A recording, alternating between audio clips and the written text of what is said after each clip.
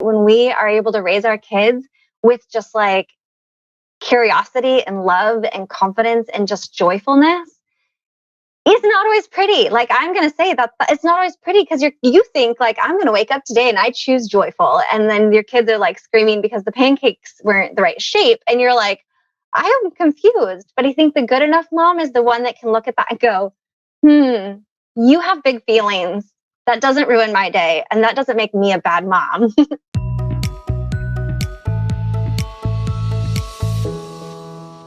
Welcome to yourbrilliance.com. I'm your host, Amy Waterman.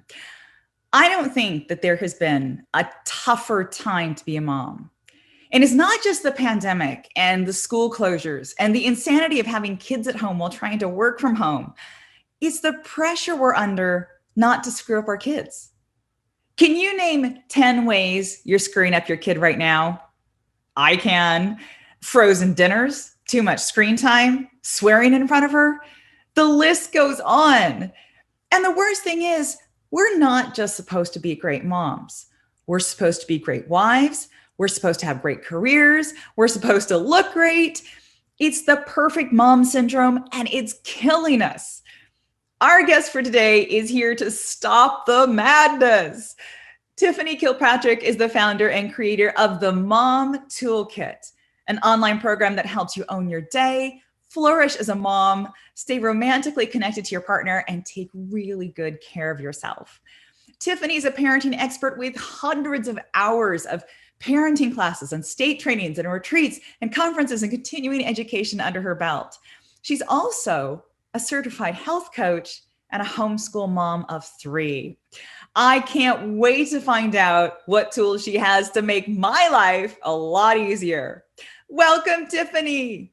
Hello. So happy to be here. Okay, so what possessed you to take all of those parenting classes? I know. To be honest, my husband and I, soon after getting married, decided we wanted to adopt. And so we just like did the Google search, how do you adopt? And the state training came up. And so we took that. And, we had been, counseling, therapists, personal development, like professional development trainings, all those sorts of things. We thought we knew ourselves. But being in those classes and learning about childhood trauma, are you familiar with ACEs? So that's your adverse childhood experiences. There was just so many things that we learned about, and realizing that everything that we thought we knew about parenting came from kind of this, just skewed view as far as, we were just kind of following in the footsteps of like generational, the way we parent and just doing things the way we thought we were supposed to do them. And so it just opened up this whole world of like looking at our own wounds and our own experiences and learning so much about human development and child development. And so we just got obsessed. And it was like all the books, all the trainings, retreats, like you said, everything, conferences. And we just really just dove into all of it because it changed everything about the way we were living in our lives and how we interacted with other people and stuff. So that's why all the classes. And now I'm really excited because I get to share it with everybody else. Yeah, well, I think that things have changed so much so quickly because the ACEs, those haven't been around for all that long. There is so much new information. And you're right, it's so counterintuitive. And so as a result, when we're parenting now, we know that it's not good enough to do things the way your mom did it. And it's not good enough to rely on your mother's intuition. You've got to know all of this stuff. You got to know the child psychology. You got to know the nutrition. You got to know how to coach your kids. But isn't there a point where you just go, enough is enough already? Yeah, right. I think in business, I was in, the corporate world before being a mom. And in business, you have that imposter syndrome. And I think we have that as moms. We think that like someday somebody's going to find out like, that I have dirty dishes, that I yelled at my kids, that they're on screens when I'm in meetings. Like we get so wound up in what everybody else is thinking and what they're going to judge about us. And I think that when we social media is the worst. I'm going to say it. Like, I love, connecting with people, but it's like the worst. Just we get so tied up in what we think people are expecting of us. And when we can take away the self-criticism and all the expectations that society has written about like what we're supposed to be doing, and we can just like love and connect and pour into ourselves and our kids, I think a lot of that like good mom stereotype of like, it should look like this, and that bar should be lower. Like we should, like you should be able to feed your kid Doritos and still be a good mom. It shouldn't be like that. And so I think that like when we get over that hump of like all the things outside and all the noise that's out there, and we just focus inward on like, I think that quarantine had been good for some people just because they got a chance to do that. They got a chance to kind of slow down and pull back and like actually just pour into themselves and their children. So I think it's a lot of it is just the imposter syndrome. We think that, we're supposed to be something. And when we pull that away, it's like, no, like you're just supposed to love them, love yourself and love them. Right?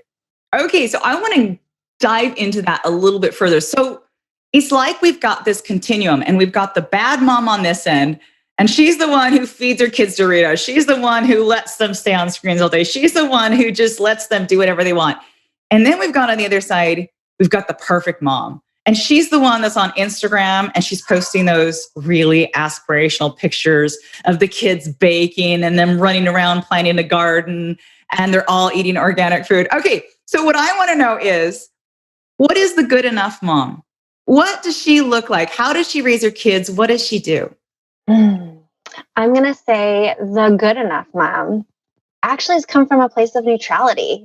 She's coming from a place of like, things are no longer good or bad. I think that when we have that mindset that like, I'm bad because I have dirty dishes in the sink, then we actually give that off to our children. And I think that when we are able to raise our kids with just like curiosity and love and confidence and just joyfulness, it's not always pretty. Like I'm going to say that it's not always pretty because you think like, I'm going to wake up today and I choose joyful. And then your kids are like screaming because the pancakes weren't the right shape. And you're like, I am confused. But I think the good enough mom is the one that can look at that and go, you have big feelings. That doesn't ruin my day. And that doesn't make me a bad mom. It just means that you're having a bad day, and honoring that like they really feel that way. Like they genuinely feel. My daughter this morning thought my bathrobe was too fuzzy. She needed me to take off my bathrobe because it's too fuzzy. She's 2. And I'm like, no, that's not like, no. But I think the good enough mom is the one that can see that and come at it with like, again, curiosity and joy, and just be like, okay, that doesn't ruin the day. And it doesn't make me a bad mom if my kids had syrup this morning. You know what I mean? Like they can really see what the bad things are. And that's when we are shameful and hurting our children and trying to like, really trying to force them to behave, because there's a good and a bad. When we wipe that clean and just take again, back to neutrality. Yeah. Yeah. So that brings up a really kind of big issue for me, which is that we often believe that we are being a good mother when our kids are happy, right? That's the end of the day. As long as our kids are happy, everything's okay. But one of the things that's happened with the pandemic is that so many parents, and me included, have seen our kids stop being happy because our kids aren't at school, and our kids haven't been able to do the things that they love because everything's closed. And suddenly we're experiencing our kids not being happy, and we're wondering if our kids are actually experiencing depression.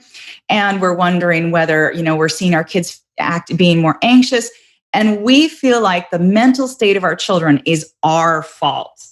It is a judgment on our parenting because we have not managed to keep our kids happy in these crazy times. So I guess the question I have is, how can we avoid not taking that personally when our kids, for whatever reason, just aren't happy?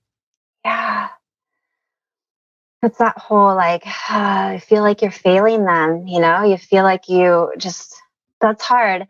I think that One thing is that this is going to sound so like cliche, but like making sure your cup is full. When we take care of ourselves and we make sure that our cup is full, it's so much easier to pour into them and so much easier to see when like you are doing harm, because maybe you are being short tempered and you are being like I said, bringing in the shame and like really just like pushing on them. But I think that one of the things is when you can recognize your own triggers and you can see like, oh, you're unhappy right now. And, I don't know how many of us from our past had an experience where we were made to feel bad about our emotions and our feelings. And so I think that it's like these layers. When we can see that, oh, your sadness triggers me, but it's actually not my fault right now that you're feeling sad. I did not do anything that was a direct, impact to you. And then sitting with them and teaching them. I think one of the greatest skills, you can teach, I homeschool. So, you can teach your kids history and science and all the things, but one of the greatest tools we can teach them is that our emotions are okay. You can be angry. Angry is a beautiful emotion. I think Inside Out, the movie, taught us so much about that. Just like, it's okay to be angry. It's beautiful, and beautiful to be sad and all those things, and feeling that and teaching them.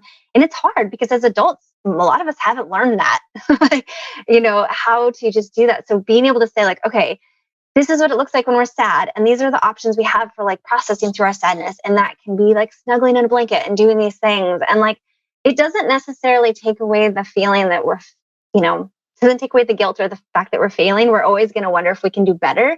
But I think that it does help us process our emotions and process that feeling of like, your sadness makes me really uncomfortable. So we process that ourselves. We're helping show them like, and luckily there's a new day every day. So every time we like don't do that great, we can try again tomorrow and like process through. But I think a lot of it is just honoring their feelings and then like helping them process through it. And then making sure that you reset yourself and that you fill your cup back up, and that because that's a lot of work, especially like with people who have multiple siblings and stuff, that if you're constantly having to like heal somebody here and help somebody here and support somebody here, that at the end of the day that we really like fill ourselves back up and regroup, because we got to do it again tomorrow.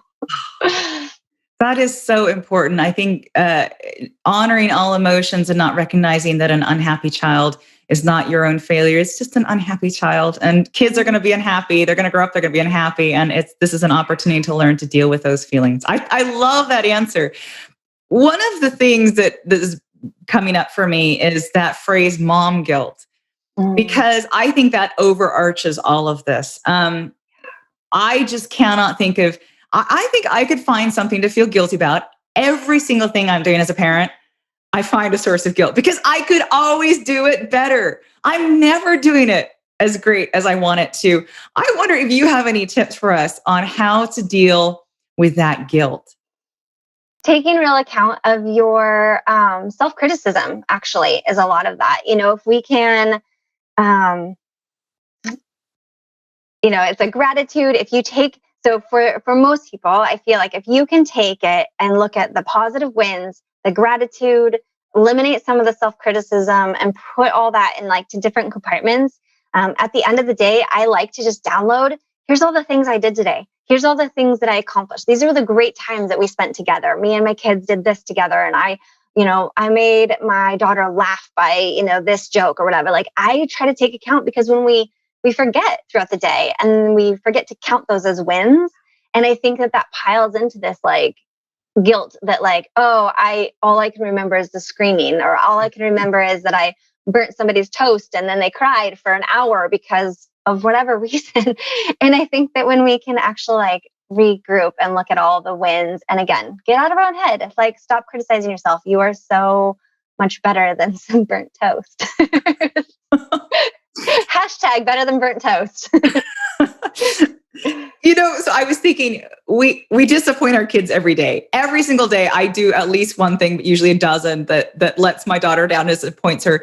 And so we expect it with kids because that's how it is. But one of the hard things that so many mothers find is the way that suddenly they're letting down their partners, or their partners are letting down them. There's some really scary research that says like marital happiness, your happiness in a marriage, you're married, it goes along, you have your first kid, it goes down here. And it only comes back up once your last child leaves home. And I don't know about you, that terrifies me. That is horrible. Oh, yeah. I've been a personal trainer. I've been a fitness instructor. And I think that what happens is I think we forget that relationships, I mean, we know with our kids, we have to work at it. And I think our relationship with ourselves is the same thing. We have to work at it. But our relationship with our partner, I think because we go through that moment of like spicy, passionate love, like all those pieces, that it's really hard to remember once it gets to the like harder part. And especially when you have kids and you're like sharing your cup, like what's in your cup, like you're pouring into your kids and you're trying to pour into yourself and your career and all the things and all the stuff. It's really hard at the end of the day that you really have nothing left to give to your partner, that it's like, I have nothing more to give you. So I think one is it's comes down to communication, letting them know my cup is completely empty. I love you, but my cup is empty. I'm not like, this is where I'm at. Trying to fill your cup so you can pour into that person. But then it comes down to like habits. I mean, it comes down to routine and habits, the way we brush our teeth or we try to work out or anything like that, going to bed early. It's also making sure that we create those habits. So I know that like with the toolkit, we have a 5-layer system of like creating those habits and also looking at your own triggers and knowing like what's one thing that you're doing that is kind of layering on kind of the criticism and the negativity and those pieces. And so it's really kind of a deep thing, but really it comes down to communication and being vulnerable with them and also keeping your cup full so that you can manage that, because it is a whole nother piece. And especially when you have kids and you're tired and you're hungry and all the pieces and, taking care of yourself so that then you can tend to that relationship. So one of the things I have been dying to ask you, because you, of course, have been homeschooling, you've got 3 kids at home, and a lot of us now are we're dipping our toes into the homeschooling waters, even though we didn't want to, because we're doing the distance learning things. I wondered if you had any tips for those of us who are trying to manage our kids' learning at home while working and just finding that we are not teachers. No. Amy, I'm going to say what you all are doing is not homeschooling. It is so different. Distance learning, because all my friends, they're in that with you guys. They have switched, they're doing hybrid, they're online, all these things. And you know what the difference is? The biggest difference I've seen is we based homeschool on our lifestyle and our rhythm and flow through the day of like, what works for us and when we're at our best points of the day and when we need to do things. And what I'm seeing with distance learning is often the school is giving you when to do things and that kind of stuff. And it's really hard to switch that gear. I think that for our kiddos, like if they were used to something specific and now we're like, now you're fitting into this bucket, it's really kind of, it's really hard. And I think that doing this through a pandemic, a crisis, you have these stress layers. And so you have parents who are stressed out and worn thin and their cups are empty and they are dealing with that is the biggest, I think, like societal expectation, right? Boom, that we expect moms to now just pick up and like keep your career, but also do this. It's not how we're meant to do this. We're supposed to be a village. We're supposed to all work together to feed the babies, to teach the babies, to do all the things together. And so I feel like when women had to come into this like homeschooling, it's not the same thing. My homeschooling does not look like that. My kids, we did it based on like I said, the way our family functions and the way my kids like to learn. And taking this cookie cutter and putting it onto kids, the expectations were just really hard. Luckily, it seems that a lot of schools are kind of starting to go back in and like that hopefully things are going to get back to a new normal. But I think that any moms who are distance learning right now need to really give themselves some grace that this is not what homeschooling looks like. This is not how it's supposed to feel. If you were never, felt like you wanted to teach your children and never wanted to be that role in their life and that you've relied on your village to help do that piece. And then now you're all of a sudden expected to do it. Give yourself some grace and lots of care and love and patience. And like, you've made it a year, and hopefully like it's not going to be forever. And just hang in there, because there's a lot of repairing. A lot of my friends are talking about they have to repair the relationships with their kids because it took a toll. It wasn't, you guys didn't get a lot of like leadway into trying to make this work successfully. And so there's a lot of trial and error, and just kudos to you guys. Hugs. It's a great point. There is a lot of repair because our kids go home to relax. They don't go home to study. And so that's hard. And then the second thing is our kids expect us to be moms. They don't expect us to be teachers. And sometimes that role switch can really hurt the trust. Yes. So I want to go to, you've mentioned this and I really want to talk about it. You offer an online course. It's called the Mom Toolkit. It's got lots of stuff in there to help us. Tell me what is there. What is there? So we've talked a lot about this, but it's a lot of the 6 areas. I call it, it's the mother load, and I break it into 6 areas. And so we talk about your community support. We talk about body awareness, because I know that's on, like, so many people want to talk about that. We talk about your rhythm and your schedule. So it's like how you flow through your day and how to be just more efficient with that. Communication with your partner, connection with your children, and realistic self-care. How do we fill our cup back up? So my big thing is making sure that it is accessible to moms, because I'm obviously a mom. A lot of my recordings were done at night or in the morning when my kids were asleep. It was done, as a mom. So they're short. They have, closed captioned. They're as accessible as possible. You can listen to it, watch it, and the homework is all tangible tasks. So it's not this big, grand, like, change that, like, in this sense of like big steps to do. They're tiny little tasks that are just going to shift everything for you. And each little shift helps improve just that, like, chaos that you feel, that, like, constant feeling like you're never going to be good enough. You're never going to catch up. You're never going to, like, the screaming is going to always happen, that sort of thing. But it just kind of brings down the energy and the chaos and really gives you tangible tasks, actual steps that, like, do this one thing today, and that's going to shift everything for you the next day. That sort of thing. Yeah. So for those of you watching, if you need your own Mom Toolkit, then we have a link for you. Just go to yourbrilliance.org/mom. That's yourbrilliance.org/MOM. Thank you so much, Tiffany, for coming onto the show and sharing all of this with us. And I wondered if you had any last message you would like to leave our viewers with. Yes, I do. Just remember, moms out there, to breathe. I know we hear all the time, but it really calms your nervous system down. You can't be in that fight or flight when you're, like, breathing nice and calmly. Remember that you're enough. You are absolutely enough, and you do not need to meet anybody else's expectations or standards. And just take care of yourself first. I know it's really hard, especially when you have littles out there and you're doing all the things, but it is the most important thing for you to do, is just to give yourself the room to breathe and filling up your cup so that you can pour into others. Thank you so much. Thank you, Miss Amy. Thank you, Tiffany. And thank you, everyone out there, for watching. Now, what was your biggest takeaway while watching this interview? Share it with us in the comments.